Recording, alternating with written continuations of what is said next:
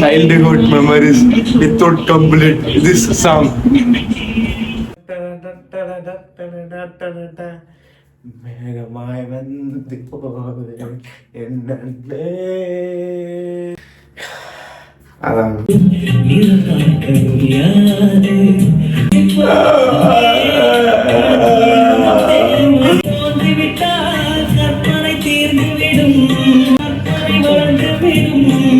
கடல் போல தேடல் கூட ஒரு சுகமே இன்னிசை பாடி வரும் இளங்காற்றுக்கு உருவமில்லை காற்றலை இல்லை என்றால் ஒரு பாட்டொலி கேட்பதில்லை.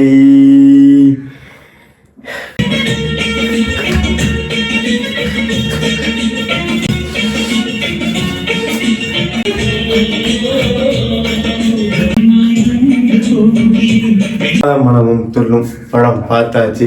ஆக்சுவலி வந்து இந்த படத்தோட மோரல் ஆஃப் த ஸ்டோரி என்ன அப்படின்னு கேட்டீங்கன்னா, ஹீரோ குட்டி, ஹிஸ் நேம் இஸ் குட்டி, சென்னையில் கிராமத்துலேருந்து சென்னையில் வந்து ஒரு பாடகன் ஆகணுங்கிறது தான் அவனோட ட்ரீம்.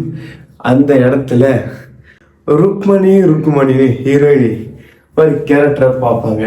ஹீரோயினி பாயிண்ட் ஆஃப் வியூவில் ஹீரோ ஒரு பொம்பளை பொறுக்கி, ஒரு ரவுடி, ஒரு கொலகாரன், ஒரு மகா மட்டமான கேரக்டர், யாரு கேவலமான கேரக்டர் ஹீரோயினியோட பாயிண்ட் ஆஃப் வியூவில் ஹீரோ. ஆனால் ஹீரோ உண்மையாகவே நல்லவன், பண்பானவன், அன்பானவன், பாசமானவன், இந்த மாதிரி இருப்பான். அதாவது ஹீரோயின் ஹீரோவை பார்க்கும் போதெல்லாம் ஒன்று நினைப்பாள, ஐயோ ருக்மணி நீ நினைக்கிற மாதிரி குட்டி இல்லை, குட்டி ரொம்ப நல்லவன், நீ அங்கே பார்க்காத அப்படிங்கிற ஒரு ஓவர் எக்ஸைட்மெண்ட் இருக்கும்ல.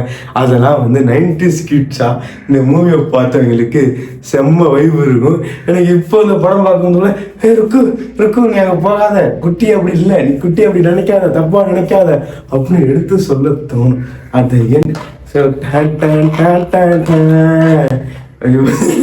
இன்னிசை பாடி வரும் இளங்காற்றுக்கு உருவமில்லை காற்றலை இல்லை என்றால் ஒரு பாட்டொலி கேட்பதில்லை.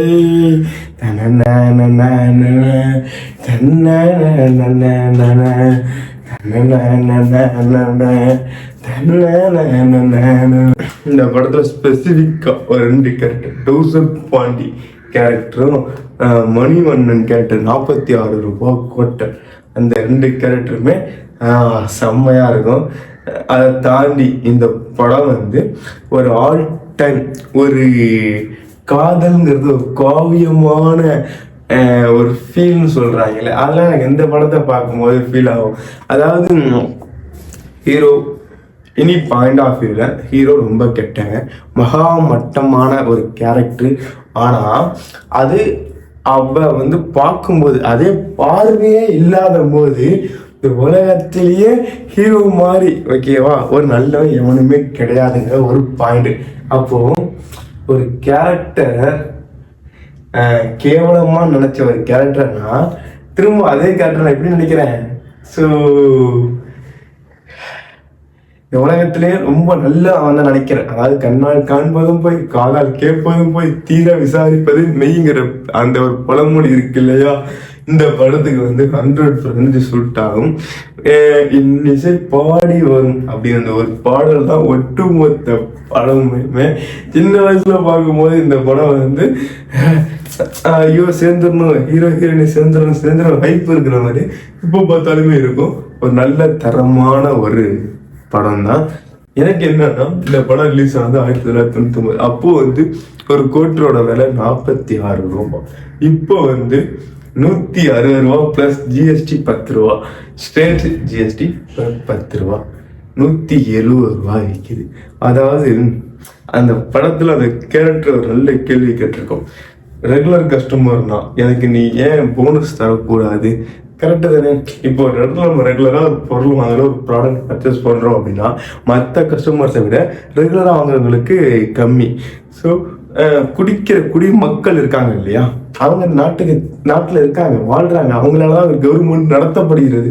ஸோ அப்படி இருக்கிற பட்சத்துல அவங்க டெய்லி குடியிருக்காங்கல்ல, டெய்லி குடி, அவங்களுக்குலாம் நீங்க பார்த்து ஏதாவது பண்ணலாம்ல. ஓகே, யாராவது ஒரு இடத்துல போய் குடிச்சிங்க அப்படின்னா அவங்களுக்கு போனஸு ஆஃபர் இதெல்லாம் கொடுங்க தயவு செஞ்சு. இந்த படம் வந்து ஸ்டில் நவ் வைபிங் தான்.